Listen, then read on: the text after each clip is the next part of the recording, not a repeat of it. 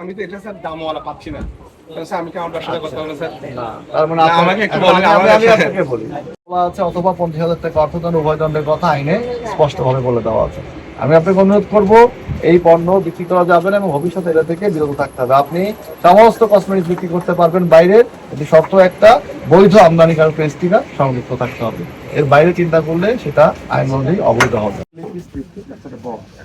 এগুলো অ্যাভয়েড করবেন, আপনি তৈরি করেন লিপস্টিকের গায়ে কোথাও ঘোষণা নেই, লেভেল আছে কিনা সেটা দেখে নিতে হবে। ভালো পণ্য রাখবেন, যেগুলো জেনুইন ব্র্যান্ডের, বৈধ আমদানিকারক সেগুলো। আজকে আমরা সকাল থেকেই কাজ করছি, মূলত কসমেটিক্স এবং কাপড়ের দোকানগুলোতে মনিটরিং করছি। আপনারা জানেন যে রমজান অর্ধেক চলে গিয়েছে, সামনে পবিত্র ঈদ উল ফিতর। তো ঈদ উপলক্ষে কিন্তু আমাদের দেশের যারা উইমেন কনজিউমার তারা কিন্তু এই কসমেটিক্সের একটা বড় পোর্শন করে থাকে, কসমেটিক্সের ব্যবহারটা বেড়ে যায়। তো সেই প্রেক্ষিতে ভোক্তারা যাতে না ঠকে, তারই প্রেক্ষিতে আমরা সকাল থেকে কাপড়ের দোকান এবং কসমেটিক্সের দোকানে মনিটর করেছি।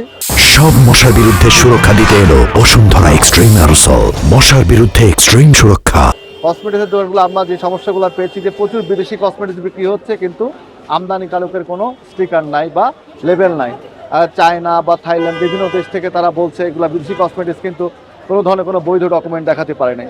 এরই প্রেক্ষিতে আমরা 4টা প্রতিষ্ঠানকে এই স্টিকারবিহীন কসমেটিক্স বিক্রি করে 17,000 টাকা অর্থদণ্ড করেছি।